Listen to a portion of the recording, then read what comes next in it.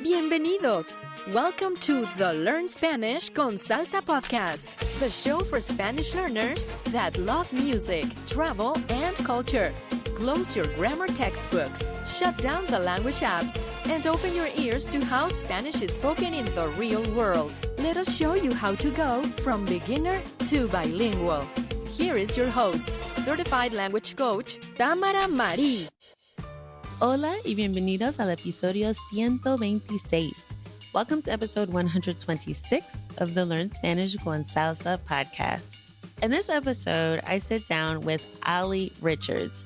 Olly is a language educator, author, and polyglot from the UK who speaks 8 languages. He started a blog called I Will Teach You a Language, and since then he's developed the StoryLearning method, which is a new way to learn languages through story. Olly has published over 30 books, consulted for major institutions across Europe, and is a regular speaker at international language events. Now, even though he has such an impressive resume, I have to say Olly is very down to earth.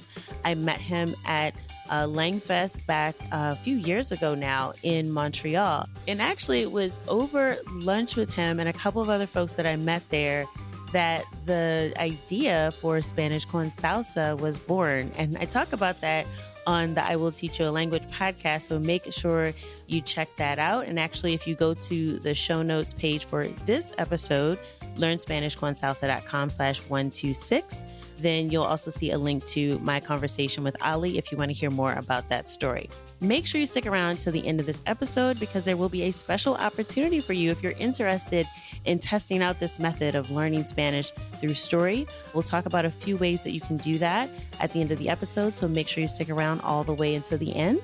And I hope you enjoy my conversation with Olly Richards. Hola, Olly. Thank you so much for taking the time to join us on the Learn Spanish con Salsa podcast. I am so excited to be here and to talk to you. We've been friends for years, and it's great to be on your podcast finally. Yeah, it's great to finally have you here. And, I wanted to really get some insight from you on some of the things that you've been doing with your business as well while we sort of chat. But I know you've had a lot of experience with language learning. So for my audience that may not have met you before, may not be familiar with what you do, just give us a little bit of an idea about I Will Teach You a Language and sort of how you got involved in this whole language learning process. Yeah, so I was a latecomer to language learning. Relative latecomer. So I started learning my first language, which was French, when I was 19, which might sound young to some people, but we all know people that started when they were in the womb, with growing up with 5 languages and all that. I didn't have any of that. But I started learning my first language, French, when I was 19, and I kind of went quite extreme with it. I ended up moving to Paris for a while and did well with French, worked really hard at it. That gave me quite a lot of confidence to think, hey, I can go on and learn some more languages if I want to. So I went on to learn Spanish and Portuguese, and then I traveled a lot, and I went to live in Japan and the Middle East, so I learned Japanese and then Cantonese and Arabic, and then later experimented with a number of different languages. So it's difficult to say how many languages I actually speak now because it's such a moving target. But I've just always been massively into languages. And then about 6 or 7 years ago, I was stuck in Qatar, which is a tiny little Gulf state next to Saudi Arabia in the Middle East. And it's a very dull place to be. There's nothing going on. And so I started a blog about my experience with language learning. And it ended up taking off, not quickly, but gradually over time. And so I kind of kept that up. And then that eventually evolved into I Will Teach You a Language, which is the name of the blog, which is now becoming StoryLearning.com. That happened because I ended up wanting to make useful material for people to learn with that focused on stories.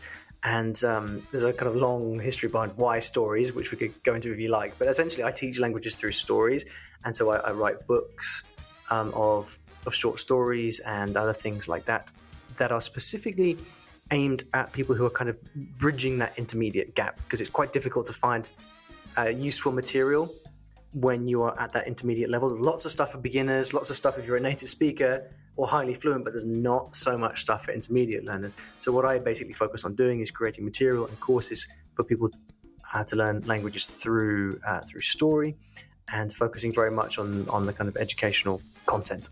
So that's interesting. How did you make that pivot then? Because you said you started with I Will Teach You a Language. And I know a lot of people that are familiar with you in sort of the polyglot space and language learning community know you from your blog, I Will Teach You a Language.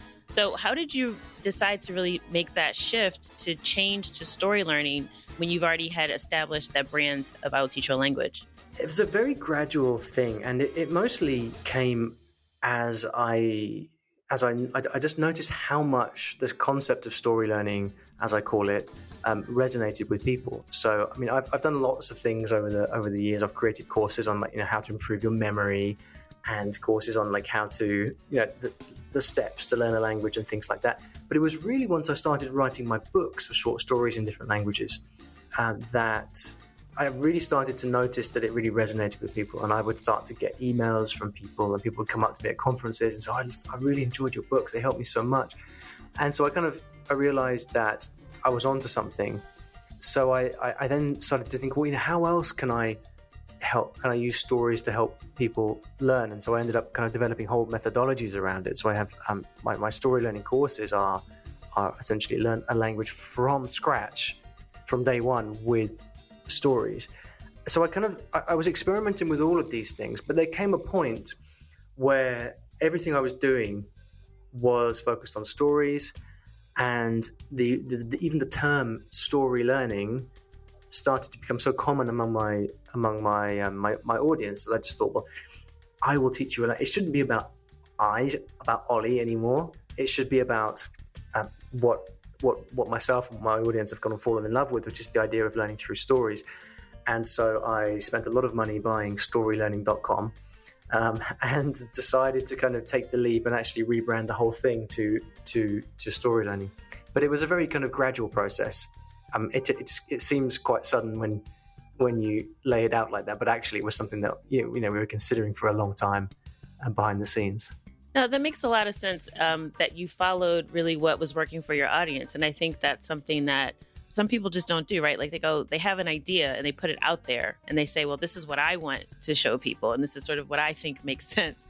And without a lot of regard to what is actually working for people. So I think it's good that you picked up on that and took the time to really make a thoughtful decision that if you're becoming known for learning through story, then it makes sense to sort of just say what it is, right? Instead of making it ambiguous, like I will teach you any language, right? So learning through story, much more specific. It did start off as I will teach you, Olly, this is what Olly thinks, here's what Olly thinks, go and read Olly's. It started off like that. But over time, especially since we've got such a fantastic team of people now who are doing everything from writing stories to editing books to creating courses, I felt more and more that I was being a bit disingenuous by saying every time I would call it I will teach you, because it's just not me a lot of the time. It's so many other people who need to take the credit. So it